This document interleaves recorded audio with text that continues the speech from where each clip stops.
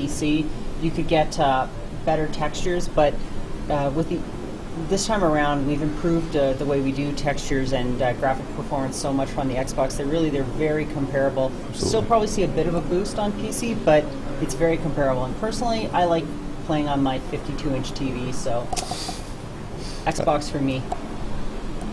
All right, I'll grab another one here.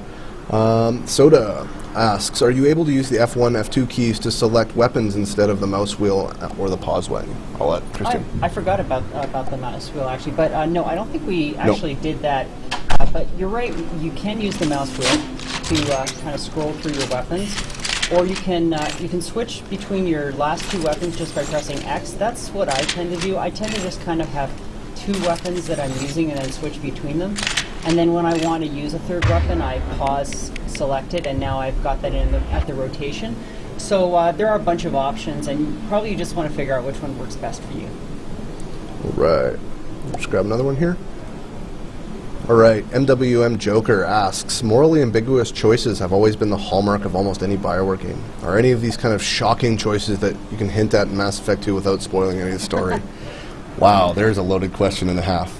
Isn't the answer no? Yes, the answer is definitely no. I can't hint or tell you any of them without giving away story. I can, however, tell you that there's even more choices this time around than you will have seen in any in Mass 1, for example, or in my opinion, any other Bioware game that have a really huge effect on the outcome of the final story. You're going to find that this is not only just with your relationship with your allies or your relationship with the world, but actually how the world relates to your allies and their allies to each other. And you're going to have to be a part of those decisions and make hard choices that will ultimately affect your overall experience. And some of them are pretty morally ambiguous. Will Mass Effect 2 have a cliffhanger ending to continue to Mass Effect 3 from Raiden? I'm not going to say a word about that. I will tell you, however, that the ending of Mass 2 will feel great. And one thing that we will say, however, though, is that at the end of Mass 2, you can continue to play. So in Mass Effect 1, the game had a very logical ending. You were done. Bang. And if you wanted to go back and play any DLC, you were forced to actually load from a previous save or play up until the point where you got to the Normandy.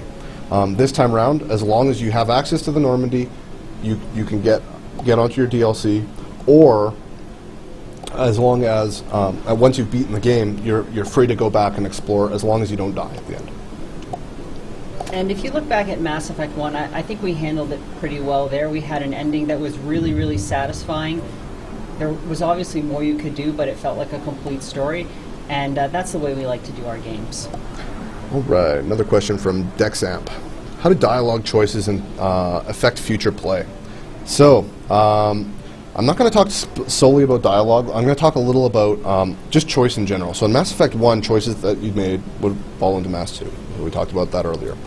Mass Effect 2, choices will obviously move into Mass 3. However, there's also going to be choices from Mass Effect 1 that will play into Mass Effect 2. And it's not just dialogue choices. It's going to be action choices. Did you kill the Arachnite Queen? Which missions you took, which side quests you took, things like that. Whether or not certain characters will recognize you, things like this. Just checking here. How are we doing on the prizes?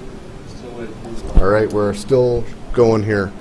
All right, so from Wolf496, I hear rumors that the elevator system is going away. Is this true? So if you looked at the beginning of the feed, we actually show an elevator, the elevator. We have two elevators in the game, as far as I'm aware of. None of them look like elevators from the first Mass Effect. So in the first Mass Effect, we built these elevators to have these, large vistas with and help us stream.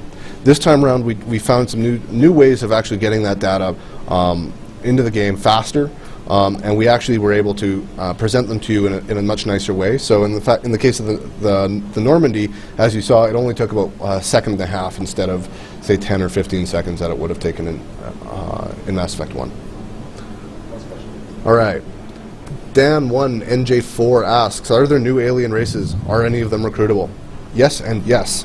So as an example, one of the new alien races that we talked about is the Drell. So, and one of our new recruitable characters is Thane, who I'll let Christina talk about real quick here. Well, Thane is a master assassin. He's very, very cool. He carries a sniper rifle, but he has biotic powers as well, which is awesome because traditionally, if you've got a sniper rifle, you're a soldier or you're an infiltrator, so biotics are out of the question. But his specific drill assassin training includes both. So he's a really interesting mix. He's got a very sad story too. I don't want to give any spoilers on it, but yeah, he's a very poignant character. You first kind of think that he's just this killer, but then when you find out more about him, you realize there's a lot going on there. Absolutely. Okay, the winners. All right, so we got some prizes here. So we'll start with the headphones and the statue. So not only do you get this set of headphones, which by the way, again, are 5.1. They also have some other interesting features. While they look pretty massive, these are some of the most comfortable headphones I've actually worn in a long time. And they've got soft padding stuff everywhere. Indeed, they do. Oh, and the mic actually comes, like it actually is removable, so you don't have to have it on if you don't want. And it's got its own set of power, so it's pretty cool. You also get little Commander Shepard. So this is an actual like hard solid desk type statue. So the first winner is Wicked R. Then number 2 is Diebler, and number 3 is Ernest123.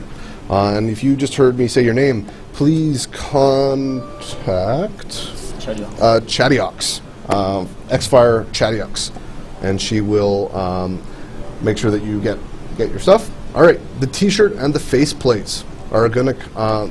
So it's this T-shirt that Christina and I are wearing, and this Mass Effect faceplate. All right, the first place goes to Garueraman, Guerraman 1. Congratulations. The next one goes to HD1991, and Sonakin gets one as well. Canis, Khaynes, and last but not least, Burnjaz gets one as well, or a set as well. Finally, we have 2 more statues for the last 2 prizes. So again, I'll let Christina show it off here. The first one goes to Darkheart DMK. And finally, I am going to hurt this one. Assault rifle feature. Indeed. you can actually customize it. Air Hazel, ERHAZIEL. Congratulations to all the winners. And that pretty much concludes our show. Just big thanks to Xfire and the whole